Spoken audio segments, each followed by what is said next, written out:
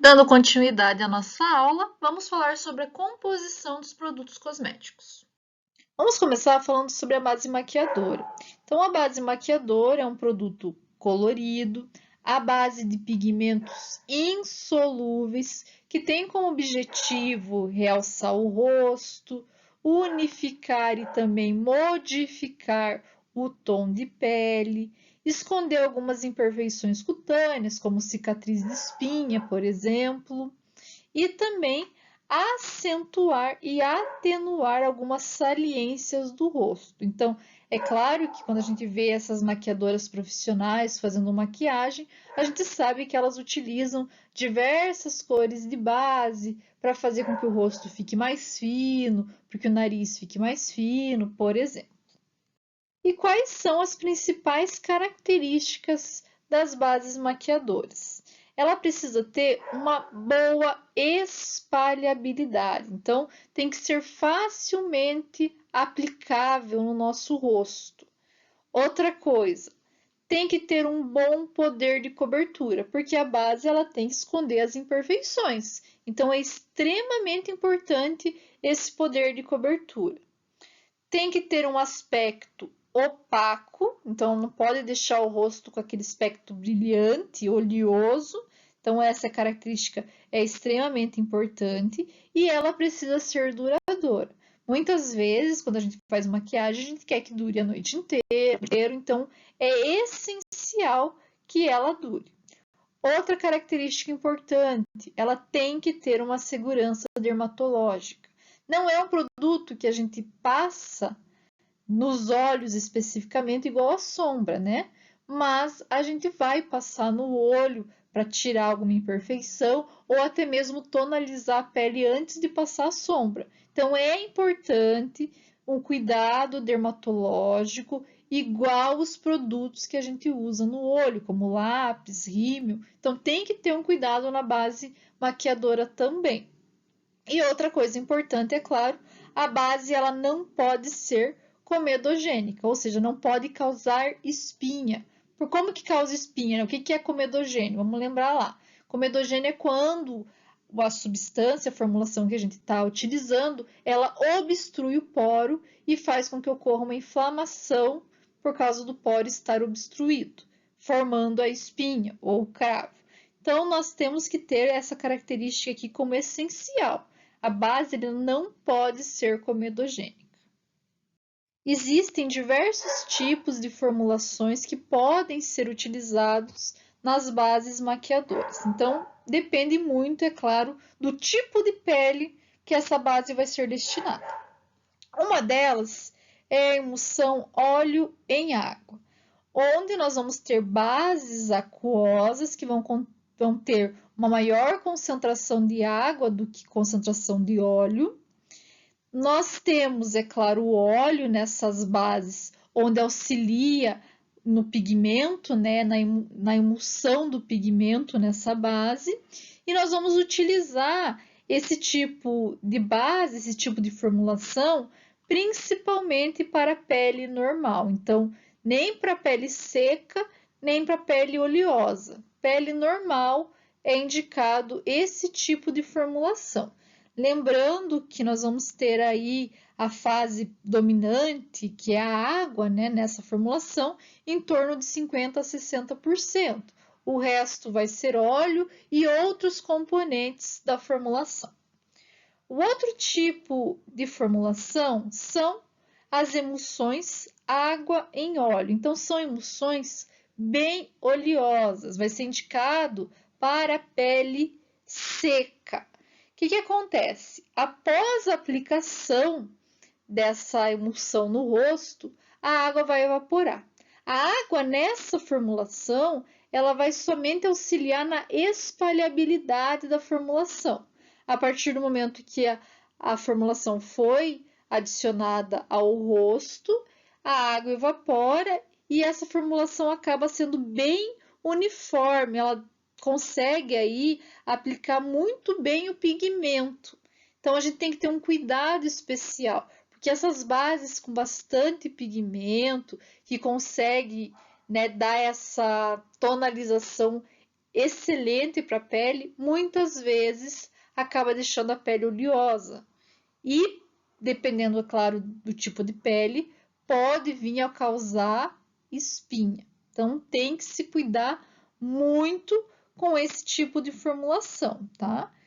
E ela, como eu falei para vocês, é importante a quantidade de água para que tenha aí uma sensação de umidade na pele e também facilite a aplicação dessa formulação na nossa pele. Nós temos as bases anidras e essas aqui elas são isentas de água. Então elas são impermeáveis, constituídas basicamente por óleos vegetais, minerais, lanolina e diversos outros ésteres sintéticos e ceras. E essas aqui vão ser as formulações que tenham o maior poder de cobertura, tá? Porque nós vamos ter uma grande quantidade de pigmento e também nós vamos ter aí uma incorporação muito grande desses pigmentos. Vão ser bases geralmente opacas, apesar de ter grande quantidade de óleo, mas por causa da grande quantidade de pigmento, elas acabam se tornando opacas. Esse tipo de base também é indicado para a pele seca, porque tem muito óleo, tá? Como eu falei para vocês, é a melhor cobertura. Porém, a oleosidade é muito grande, então tem que cuidar muito aí quem já tem a pele oleosa nessa utilização. Nós temos as bases hidrófilas ou hidrofílicas, que são as bases livres de óleo. Então, se é livre de óleo, você já sabe, vão ser indicadas para pele oleosa. Então, nós não vamos ter óleo vegetal, nem aminas, nem minerais. E também nós vamos ter aí um conteúdo de silicone. Então, nós não temos óleo, mas nós vamos ter o silicone que vai auxiliar na espalhabilidade e também vai auxiliar para que esse nosso composto, né, nossa formulação, fique na pele. Se tivesse só água, não ficaria, sairia facilmente da pele. Então, depois da aplicação, deve ser espalhada imediatamente para originar uma cobertura uniforme, visto que essas bases livres de óleo, elas secam muito rápido. Então, quando vocês forem utilizar, né, vocês já devem ter observado essas formulações que não tem óleo, até protetor solar com, não sei se vocês já utilizaram, mas provavelmente já, alguns protetores solares que têm pigmento junto, que dá coloração e são livres de óleo, eles têm que ser aplicados rapidamente, porque eles secam e daí tem uma dificuldade de espalhar. O óleo ele fica mais tempo na pele, lembrem-se disso. Mas se a gente tiver somente óleo, também tem essa dificuldade de espalhar, tá? Então, tem que ter muito cuidado aí na utilização, porém, essas bases que são livres de óleo, elas são extremamente importantes para a pessoa que tem pele oleosa. É esse tipo de base que a pessoa que já tem propensão à acne deve utilizar. Então, como componente dessas bases maquiadoras, nós temos os óleos voláteis, que vão fixar o pigmento na pele após a evaporação da água e vai conferir um efeito mais duradouro. Então, como eu falei para vocês, quando nós temos alta quantidade de óleo e cera, nós vamos ter uma pigmentação maior, vai ter um poder de cobertura maior e também um poder de durabilidade.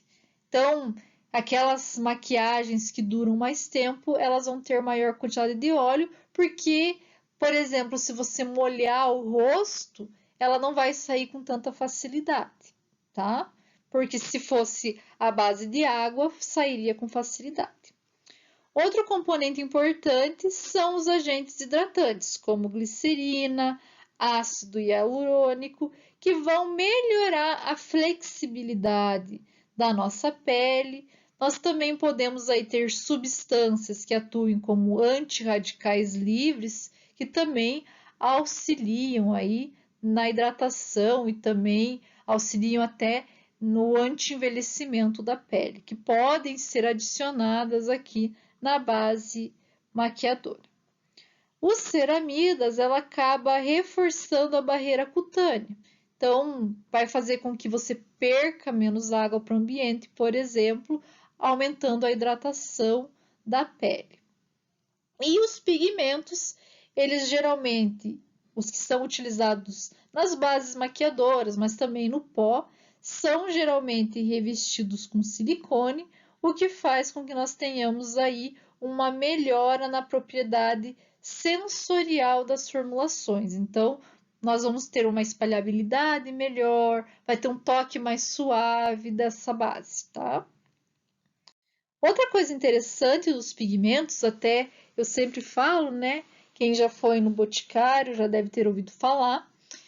Quando a gente fala de pigmentos, de base, também de pó, nós temos três principais cores: o azul, amarelo e vermelho. Então, uma mistura dessas cores que vai dar a coloração da nossa base ou do nosso pó. É interessante, por exemplo, que quando a gente fala de pele muito clara, nós vamos ter uma grande quantidade de pigmento azul, que vai dar uma coloração bege claríssima. Vai ter coloração amarela, vai ter coloração vermelha, porém, quem predomina é o pigmento azul. Quando a gente fala em pele morena rosada, o pigmento maior, mais predominante, vai ser o vermelho. Já quando a gente fala aqui em pele negra, amarelada, por exemplo, vai ser o amarelo. Em pele negra escura, o azul. Então, depende muito, é claro, do tom de pele, a quantidade e predominância dos pigmentos. Então, isso é bem legal, bem interessante, e as indústrias elas acabam utilizando, né, esse tipo de predominância para poder sempre dar uma tonalização igual para as bases e para os pós antes de enviar para o mercado. Outros componentes que podem estar presentes nas bases maquiadoras são o filtro solar UV, né, que vai permitir aí que essa base tenha um poder de fotoproteção. Geralmente, nós vamos ver quando a gente fala de base, uma proteção de 5 a 30, o fator de proteção solar. É claro que, como eu falei para vocês, nós temos protetores solares com pigmento. Daí nós vamos ter aí protetor solar com fator de proteção 70, 90, que tem pigmento. Agora, se a gente for falar de base com protetor solar, vai de 5 a 30, tá? Não mais que isso. Nós vamos ter proteção UVA e UVB, tá? Então, é bem interessante. Agora, tem outra característica interessante. Se você estiver usando a base maquiadora, querendo que ela tenha a função de protetor solar, né? E você, por exemplo, não tem um protetor solar, você acabou utilizando a tua base maquiadora para esse fim. Então, você vai ter que fazer a reaplicação dele várias vezes ao dia para ter essa função de protetor solar. Outras substâncias que nós podemos ter presentes são as substâncias seborreguladoras. Essas substâncias vão diminuir a produção de sebo pela pele, fazendo com que a pele ela fique com aquela característica de pele seca, sem ter oleosidade por causa das glândulas sebáceas mesmo. Então, ela diminui a produção de sebo por essas glândulas. O pó facial é definido como uma mistura de substâncias pulverizadas que são usadas para disfarçar imperfeições, absorver secreções cutâneas, tanto secreções oleosas quanto secreções aquosas, alterar temporariamente a tonalidade da pele e também servir como um fixador da base. Então, após a aplicação da base, você pode estar passando esse pó para fixar a base no seu rosto, para que ela não saia tão facilmente. Como características, o pó ele vai ter na sua composição pós de textura ultra fina e recipientes de toque suave, que proporcionam um efeito uniforme sem deixar um aspecto oleoso. Então, essa é uma característica do pó, retirar a oleosidade da pele. Outra coisa, o pó, ele precisa ter como característica um bom poder de cobertura e aderência, deve apresentar um bom poder absorvente, né, sem desidratar a pele, ou seja, ele não pode retirar a hidratação natural da pele. Ele tem que, né, não deixar a pele ficar oleosa, porém não pode retirar a hidratação que já existe nessa pele. Outra característica importante, o pó ele deve ser suficientemente deslizante para que a gente tenha uma aplicação fácil. Ele deve ser homogêneo, ou seja, o pó que está, né, quando a gente fala principalmente do pó compacto, né, o pó que está em cima do teu pó compacto e o pó que está lá embaixo tem que ter a mesma tonalidade, precisa ser homogêneo. E é claro, né, uma característica de todos os produtos cosméticos ter fácil aplicação. Em relação ao poder de cobertura, nós temos aí a utilização do dióxido de titânio, que a gente já falou sobre ele, lembra? A gente utiliza ele no protetor solar também, óxido de zinco, caolin, carbonato de cálcio e estearato de magnésio. Então, essas substâncias, elas são conhecidas por dar o poder de cobertura, por fazer com que a pele fique na mesma tonalidade, tá? Só que nós temos um problema com esses componentes. Quando nós temos alta concentração, ele deixa o pó pouco deslizante, tá? Com exceção, anotem aí, do estearato de magnésio. Então, o carbonato de cálcio, caolin, óxido de zinco e dióxido de titânio, eles não deixam que o pó deslize tão fácil. Então, tem que se cuidar na concentração, porque senão o pó ele não vai ficar homogêneo no rosto. Em relação ao poder de deslizamento, nós temos a utilização do talco, sericite, estearato de magnésio, que já tem um poder de cobertura e tem poder de deslizamento, cálcio e alumínio. E o que quer dizer esse poder de deslizamento? Permite uma boa aplicação e faz com que o pó fique bem lubrificado, então ele deslize facilmente. Então, essas substâncias que eu falei para vocês dão essa característica ao pó. Nós também temos que ter pó com poder de aderência. E aqui nós temos a mica, estearato de magnésio novamente e de zinco, amido e álcool estearílico ou cetoestearílico. E o que quer dizer esse poder de aderência? Vai permitir que o pó permaneça sobre a pele e também vai conferir homogeneidade a essa pele. Nós temos que ter um cuidado com o amido, porque o amido, apesar dele aderir muito bem, né, que é uma característica interessante, ele é pouco utilizado, porque ele acaba sendo um meio de cultura para as bactérias. Então, as bactérias conseguem se desenvolver muito bem no amido. Então, por isso, ele vai ser pouco utilizado para a fabricação de pós faciais.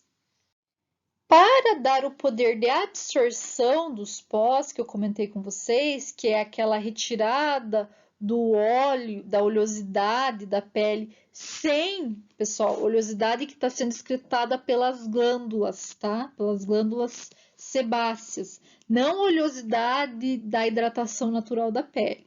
Então, nós temos o caolin, o silício e também o carbonato de cálcio e magnésio, que vão fazer com que tenham um bom poder de absorção dessa oleosidade da pele, sem ocasionar a desidratação da pele. Então, isso é uma característica muito importante que é observada nesses compostos. Nós temos outros componentes também que vão estar presentes no pó. Então, nós temos componentes que vão dar estabilidade e conservação, que são os antioxidantes. Nós temos componentes que vão dar a cor a esse pó, que vai ser conferida pelos pigmentos minerais e orgânicos, sendo que o oxicloreto de bismuto é utilizado principalmente quando a gente quer um pigmento perolizado, mas também pode ser utilizado como agente de enchimento e também melhoramento e compressibilidade da formulação em pó. Então, quando nós queremos queremos pó compacto, utilizamos o oxicloreto de bismuto, lembrando que os principais corantes para o pó são os mesmos utilizados para a base: corante vermelho, azul e amarelo. E nós podemos ter também o aroma presente nesse pó, que dá aquele cheiro agradável, né? Lembrando também que nós temos que ter um cuidado no aroma, tanto no pó quanto também na base. Também podemos colocar o aroma na base, e é bem comum, porque eles têm que ser neutros e hipoalergênicos, não podem causar nenhum tipo de reação cutânea. Então, tem que se cuidar muito, muito, muito com esses aromas, com esses óleos, né? Alguns óleos essenciais que podem ser adicionados, porque muitas vezes eles dão alergia. Outra coisa, dependendo do óleo essencial, tem que cuidar muito com o óleo essencial, pessoal. Ele pode dar reação à luz, tá? Então, tem que cuidar com isso. Muitas vezes é melhor utilizar um aroma artificial. Então, cuidem muito, né, quando vocês forem fazer uma formulação em relação a isso. O blush, que é uma outra formulação muito utilizado, né, para fazer maquiagem, eles vão ser geralmente aplicados na maçã do rosto, né, geralmente, mas a gente sabe que atualmente é aplicado na testa, no contorno do rosto, com o objetivo de salientar essas regiões. Como características principais, nós temos que essas formulações apresentam alta concentração de pigmentos, precisam ter uma textura suave, aveludada, macia também, e devem ser de fácil aplicação. Esses produtos precisam ter uma boa adesão, porque eles têm que permanecer naquela região por um bom e longo tempo. E também devem ter uma cobertura uniforme. Outra característica interessante, muitos desses blushes, eles possuem fragrância suave. Então, essas fragrâncias, elas não devem ser comedogênicas, não devem ser alérgicas, né? Então tem que ser antialérgicos e também devem apresentar segurança dermatológica. Lembra que eu falei para vocês, dependendo da fragrância, se sai no sol, dá alergia, pode queimar a pele. Então tem que cuidar muito com, né, a fragrância que você vai utilizar e cuidar muito com a utilização de óleos essenciais. Então a gente quase não utiliza, né? Procura utilizar outro tipo de composto em formulações cosméticas, principalmente para formulações que vão ficar expostas, né? Que são aí os cosméticos decorativos, né? Querendo ou não, nós vamos estar com ele exposto à luz solar e tem que cuidar muito com isso. Nós também temos uma grande diversidade dos tipos de formulações utilizadas para blush. Então, nós temos os blushes compactos, que vão ser compostos por uma mistura de pós e pigmentos. Lembrando que os pós nós temos talco, estearato de zinco e também carbonato de magnésio, que vão ser aqueles né, mais comuns, que são igual ao pó compacto, o blush compacto.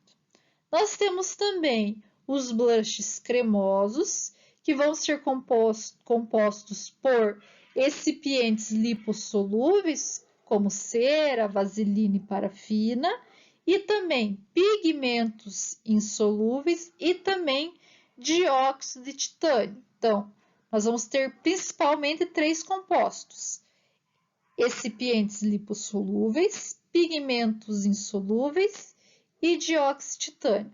Porque o dióxido de titânio ele auxilia aí na nossa, vamos dizer assim, na uniformidade desse pigmento. Então, ele é bem importante na utilização. Nós temos também os blushes líquidos, que podem ser tanto emulsão óleo em água quanto água em óleo, mas são pigmentos leves, tá? Eles vão ser insolúveis, né? Mas eles vão ser bem leves, não vão ser blushes muito pesados. E também, dependendo da quantidade de água, eles vão durar mais ou menos, né? Depende aí da formulação. Nós temos ainda os blushes em gel, que são emulsões constituídas por um gelificante com pigmentos insolúveis. Esses blushes em gel podem ser bem utilizados principalmente por pessoas que têm pele oleosa, porque aqui nós não temos nenhum componente oleoso, somente o gelificante e o pigmento, e isso faz com que a pele não fique mais oleosa do que ela já é. A sombra para os olhos é definido como formulação utilizada para conferir cor às pálpebras e sobre as sobrancelhas, podendo harmonizar e corrigir o tamanho e o formato dos olhos. Possuem grande quantidade de pigmento, principalmente pigmentos perolizados ou perolados. Por quê? Porque são pigmentos que têm aquela coloração brilhante. E nós sabemos que são as sombras mais utilizadas, as que têm essa característica. Né? Claro que nessa figura aqui é bem demonstrativo, mas nós sabemos que dependendo do tipo de aplicação da sombra, nós podemos ter uma modificação bem grande no formato dos olhos. Como características principais, a sombra ela deve ser fácil de aplicar, apresentar bom poder de aderência e de cobertura e também textura suave. Lembrando que a sombra utilizada diretamente sobre os olhos, então elas têm que obedecer rigorosamente à segurança, devendo não dar alergia, não dar irritação nos olhos, e isso é extremamente importante. Então, nós temos que cuidar com a composição, né, com as substâncias utilizadas nessa sombra, porque o olho é muito sensível, pessoal. Então, tem que se utilizar componentes, substâncias rigorosamente selecionadas. Nós temos principalmente 3 tipos de sombra, começando aqui pelas sombras líquidas, que são emulsões não oleosas com pigmento. Por vezes podem ser realizadas ou formuladas com silicone volátil, que auxilia, facilita o espalhamento e também proporciona um toque aveludado, além de ter uma rápida secagem. Então, quando a gente fala de sombra, sombras com muito óleo não vão ter rápida secagem. E isso vai fazer com que nós tenhamos aí uma dificuldade até mesmo no desenho dessa sombra. Então, tem que cuidar muito com isso. E as sombras líquidas nem são tão utilizadas por causa disso, tá? Nós temos a sombra em pó compacto, que são as mais utilizadas, né? E são constituídas por pó e muito, mas muito pigmentos e aglomerados, que vão auxiliar aí na coloração e na fixação dessa sombra. E nós temos ainda a sombra cremosa. Nessa sombra cremosa, nós vamos ter um recipiente oleoso, pode ser cera ou vaselina e bastante pigmento. Eles são fáceis de aplicar e podem ser resistentes à água, tá? Então, nós podemos ter silicone também nesse tipo de formulação que auxilia essa resistência. Porém, como eu falei para vocês, a sombra oleosa ela demora mais para secar. Então, quando você está fazendo a maquiagem, muitas vezes vai ter que cuidar um pouco mais aí para que não manche a maquiagem por causa dessa característica de oleosidade. O delineador é definido como formulação utilizada para delinear principalmente a pálpebra superior, mas também inferior das nossas pestanas, dos nossos cílios, permitindo intensificar a maquiagem, corrigir, modificar o formato dos olhos ou até mesmo realçar o olhar. Então, nós sabemos que um delineador faz toda a diferença, né? Então, modifica totalmente o olhar dependendo de como ele é utilizado. Como principais características, os delineadores eles vão ser constituídos à base de pigmento, água e um gelificante, que vai fornecer a consistência, né, o gelificante, e também vai manter o pigmento em suspensão. Nós também podemos ter um agente filmogêneo, que vai fazer com que esse produto seja fixado por mais tempo e, claro, nós precisamos de um agente conservante, porque o delineador é utilizado próximo aos olhos. Tudo que é utilizado próximo aos olhos tem que ter conservante. Aliás, na maioria dos cosméticos que a gente faz, a gente vai colocar conservante, né, pessoal? Então, só relembrando que é extremamente importante a utilização de conservantes nessa formulação também. Os principais tipos de delineadores são delineador líquido, delineador compacto e delineador em gel. O delineador líquido, eles são emulsões óleo em água. Então, nós vamos ter aí base de pigmento e também um agente filmogêneo. Já o delineador compacto, nós vamos ter principalmente pós compactos e pigmentos. Então, os pós são utilizados normalmente nas outras formulações, mais o pigmento. Já no delineador em gel, nós vamos ter uma substância gelificante, né, que forma um gel, né? E também nós vamos ter o pigmento. Lembrando que o delineador em gel ele vai secar mais rapidamente que os outros delineadores. Então, às vezes, quando você tem uma dificuldade em passar o delineador, por exemplo, é uma indicação você utilizar o delineador em gel, porque como ele seca mais rápido, quando você abre o olho, ele não vai manchar, tá? Então, é interessante, se vocês quiserem fazer um teste, utilizar esse tipo de delineador.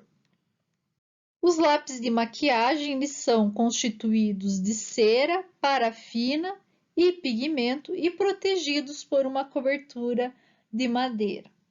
Não sei se vocês vão lembrar, quem foi no Boticário ano passado, os lápis da maioria, eu acho que assim, de todos, não sei se é de todos, né?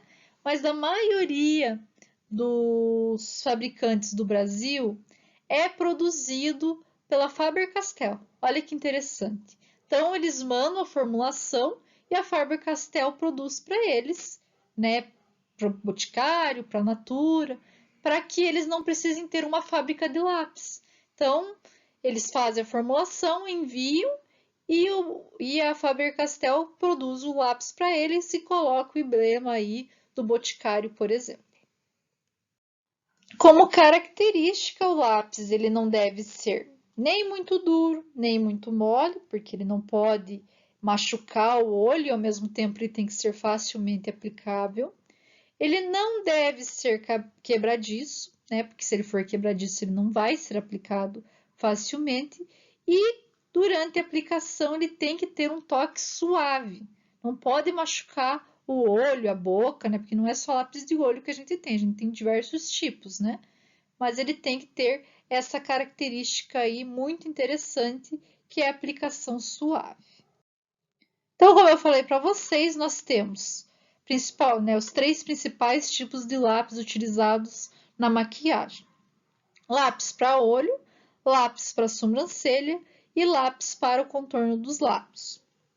O lápis para olho vai auxiliar aí no delineamento da pálpebra superior e inferior e vai realçar o olhar. Já o lápis para sobrancelha, ele vai realçar a sobrancelha, aperfeiçoar o formato e ele também vai auxiliar na correção das imperfeições e das falhas na sobrancelha. Atenção, esse tipo de lápis, o lápis de sobrancelha, ele tem uma consistência mais dura que o lápis para olho, tá? Então, é uma característica interessante. O lápis para contorno dos lábios atualmente não é tão utilizado. Antigamente ele era muito utilizado. Não sei se é da época de vocês, mas ele era muito utilizado para que nós tivéssemos aí uma melhor aplicação e fixação do batom. Atualmente ele não é tão utilizado como já foi um dia, digamos assim. O rímel é um produto aplicado nos cílios que tem aí como principal função escurecer o cílio, torná-los mais longos, mais curvados, mais sedosos ou mais espessos, fazendo com que ocorra um realce no olhar. Então, essa é uma característica, né, dos nossos rímels atualmente. Claro, cada dia que passa tem um rímel diferente no mercado, pessoal. Ou as cerdas são diferentes, ou o composto é diferente, porque o rímel é muito utilizado e tem assim uma função muito importante no realce do olhar, tá? Ele pode deixar, como eu falei para vocês, o cílio mais longo, mais volumoso. Então, tem-se, é claro, uma grande tecnologia envolvida e um desenvolvimento de novos produtos bem grande nessa área. O rímel ele pode ser transparente quando nós queremos apenas alongar os cílios ou apenas pentear as sobrancelhas, que ele também pode ser utilizado para pentear a sobrancelha. Ele também pode apresentar outras cores além do preto, como azul, verde, castanho, acinzentado, entre outras, então pode ter uma coloração diferente.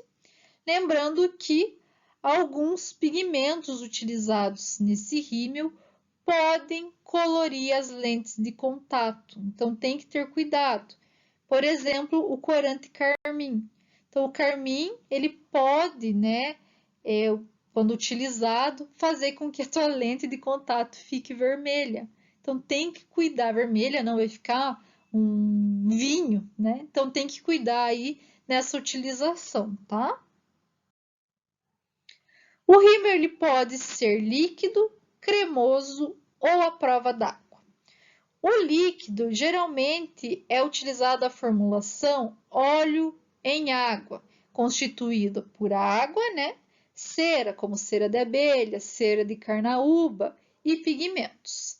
A água evapora e vai fazer com que seque rapidamente o rímel. Então, essa é uma característica interessante dos rímels líquidos, porque nós vamos ter uma evaporação rápida, ou seja, uma secagem rápida dos cílios. E ele vai apresentar aí uma característica de engrossar as sobrancelhas. Já o rímel oleoso, nós vamos ter também uma emulsão óleo em água, porém nós vamos ter uma quantidade maior de pigmentos dispersos. São mais untuosos e são capazes de moldar melhor os nossos cílios. Então, essa é uma característica aí do rímel cremoso. E nós temos o rímel à prova d'água. Esses rímels eles vão ser impermeáveis e resistentes à água, chuva, lágrima, transpiração. Então, para que esse efeito seja possível, nas formulações geralmente é adicionado silicone ou uma quantidade maior de cera, em torno de 30%, que faz com que o rímel ele fique à prova d'água, né? Que ele não saia tão facilmente com a água. Para a gente retirar ele facilmente, nós podemos utilizar aí, desculpa pessoal, nós podemos utilizar demaquilantes, aqueles demaquilantes bifásicos, sabe? Com água e óleo. Então, quando a gente está utilizando maquiagem à prova d'água, esses demaquilantes bifásicos, eles auxiliam muito na retirada da maquiagem. Os rímels, eles devem ser seguros tanto dermatologicamente como oftalmologicamente, e isso serve para outras formulações decorativas também.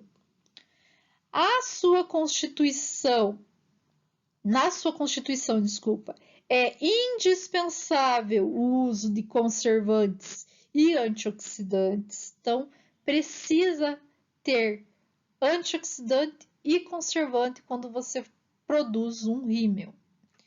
Outra característica interessante é que pode ser adicionado no rímel vitaminas como vitamina B5, que vai estimular o crescimento do cílio, vitamina F, que é nutritiva, e também excipientes hidratantes, que vão auxiliar na hidratação do cílio.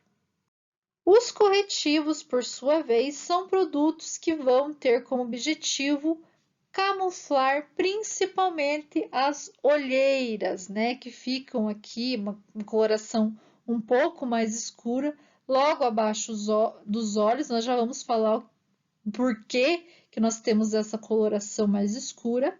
E ela vai, né, o corretivo ele vai fazer com que nós conseguimos camuflar ou disfarçar essa coloração mais escura logo abaixo dos olhos. Então, as olheiras, elas são definidas como uma hipercromia. O que é hipercromia? É uma coloração mais escura que fica na região periocular, que pode ser devido ao aumento da quantidade de melanina nessa região, ou também pode ser devido às alterações vasculares que podem ocorrer aqui, deixando essa região com uma coloração mais arroxeada ou castanha. Então, a olheira ela pode ser tanto por causa da vascularização da região, como pelo aumento na produção de melanina dessa região. Então, os corretivos eles são compostos por pigmentos claros ou brancos, como por exemplo o dióxido de titânio, em grandes quantidades para fornecer um poder de cobertura elevado e por pigmentos minerais para conseguir uma tonalidade mais próximo possível do tom de pele. Então, nós temos o que utilizar geralmente corretivos no mesmo tom da pele. Caso você não consiga um corretivo no mesmo tom da tua pele, indica-se que você utilize um corretivo um pouquinho mais escuro, não muito, que a pele, tá? Porque daí depois quando você passa a base ou até mesmo o pó, você vai conseguir unificar, né, tonalizar essa pele. Se você passar um corretivo mais claro, às vezes você vai ficar com cara assim muito clara, tá? Então tem que cuidar aí na escolha desse corretivo. O corretivo, ele pode estar, né, na formulação líquida ou na formulação sólida, podendo estar em stick, que é aquela forma de bastão, ou em lápis, tá? Então, nós podemos ter líquido, stick ou lápis.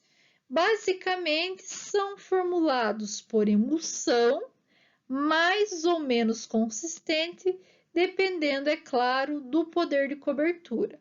Quando você quer um poder de cobertura maior, nós vamos ter uma consistência maior, ou seja, ele vai ser mais grosso.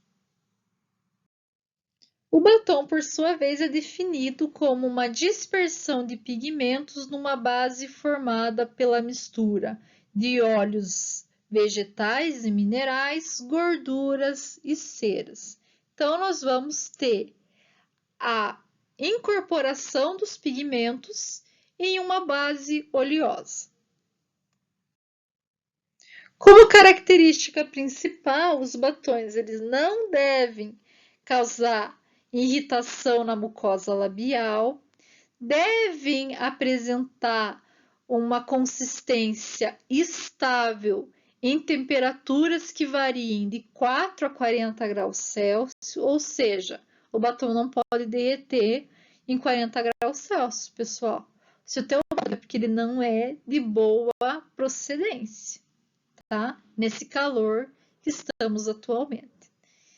Outra característica importante dos batons é que ele deve ter uma boa aderência e proporcionar brilho nos lábios, ou não, né? Se for um batom mate, não precisa. E ele deve também ser fácil de aplicar, apresentar uma consistência homogênea, uma boa textura, tem que ter também um fácil deslizamento, ele não deve quebrar durante a aplicação, características essenciais para um bom batom.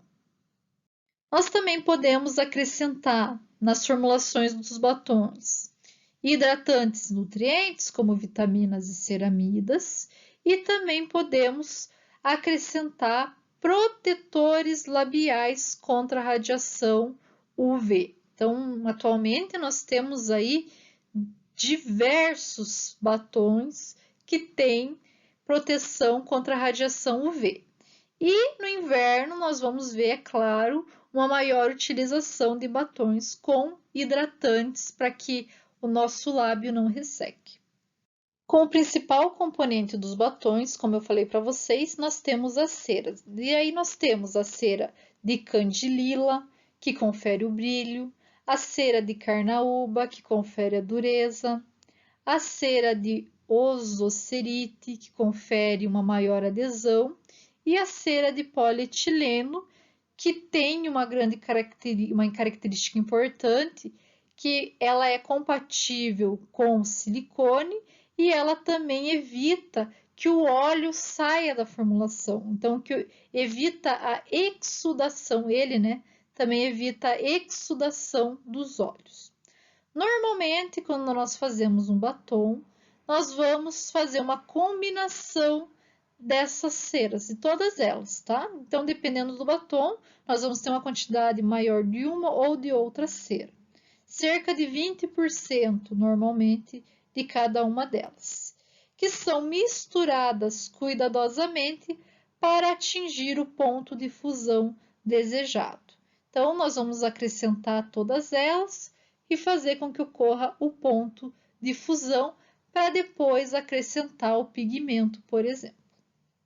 Ah, uma outra coisa interessante. A cera é quem vai dar a dureza e também rigidez na nossa formulação. Então, é ela que vai ser responsável pela dureza do batom, além de proporcionar brilho a esse batom. Outros componentes muito utilizados são os óleos. Então, os óleos eles vão conferir o brilho e também vão auxiliar no deslizamento do nosso batom. O óleo de rícino, por exemplo, ele vai ser utilizado para a dispersão dos pigmentos. O óleo mineral, além de conferir o brilho e deslizamento, tá? O óleo mineral, ele vai ser utilizado para formar um filme uniforme e adequado na superfície do lábio. E o óleo oleico, álcool oleico, ele pode ser utilizado para substituir o óleo de rícino, porque ele é menos oleoso e, consequentemente, ele é menos viscoso, tendo uma facilidade na sua aplicação. Os pigmentos, é claro, serão responsáveis pela coloração dos nossos batons. Eles vão ter aí uma grande quantidade no mercado, então nós temos diversos tipos e coloração de batons, sendo que nós vamos ter uma concentração deles no batom em torno de 2 a 10%. Os mais utilizados são pigmentos insolúveis, minerais, como por exemplo o óxido de ferro e o dióxido de titânio, que vai proporcionar uma cobertura e também uma opacidade. Já os pigmentos orgânicos e perolizados, eles também vão ser utilizados, mas em menor concentração. E como que nós fabricamos um batom? Então, primeiramente, nós misturamos a cera e o óleo em altas temperaturas e depois nós vamos dispersar os pigmentos numa base oleosa, por exemplo, no óleo de rícino, e acrescentar esse pigmento disperso na base que foi fundida. Depois que você homogeneizou a formulação, você vai colocar esse batom em molde para formar aí, para ter o formato, desejado, né? Podendo ter o formato de bastão, podendo ter o formato de batom mesmo, ou até mesmo aquelas bolinhas, sabe, que o pessoal utiliza para hidratação do lábio, também é feito assim.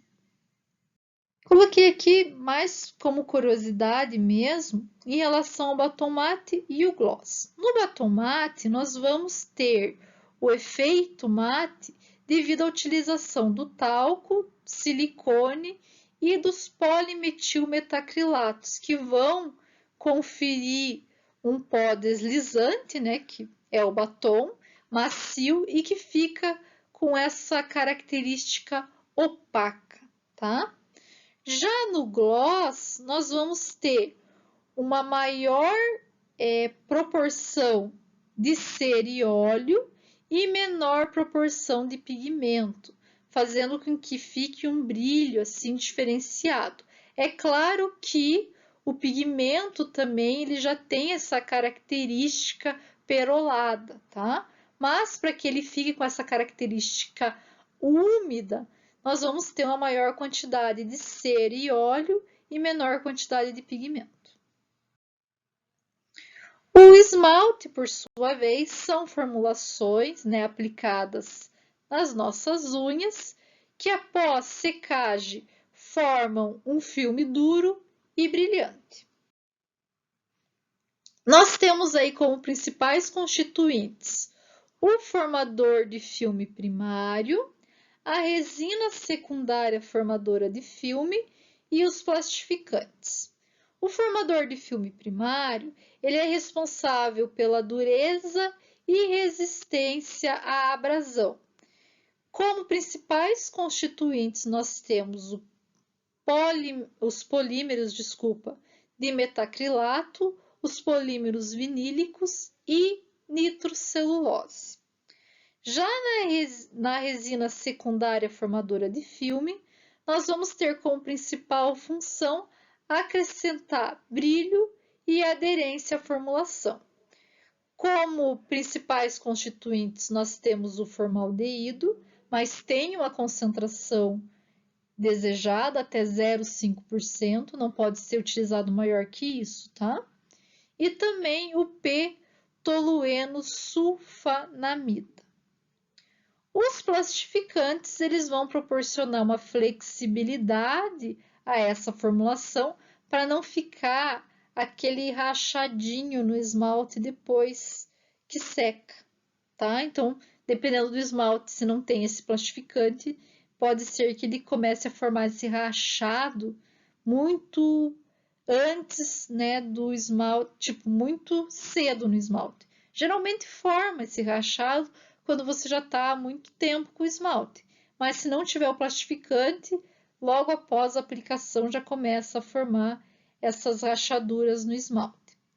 Como principais constituintes, nós temos o fitalato de dibutila, fitalato de dioctila e também o fosfato de tricresila. Os outros constituintes utilizados no esmalte são os solventes, corantes e materiais de carga. Os solventes, nós utilizamos acetato, cetona, tolueno e xileno. Como corantes, nós utilizamos pigmentos orgânicos e inorgânicos. E como material de carga, a característica desse material de carga é conferir iridescência, ou seja, fazer com que o teu esmalte fique furta-cor, tá? Que é, dependendo de como você olha ele no sol, ele pode ter uma coloração diferente. No sol, na luz, tá? Nós utilizamos aí como componentes as escamas de peixe de guanina ou flocos de dióxido de titânio revestidos com mica. Então, esses são os principais constituintes dos esmaltes. Pessoal, espero que vocês tenham gostado da aula. Até a próxima!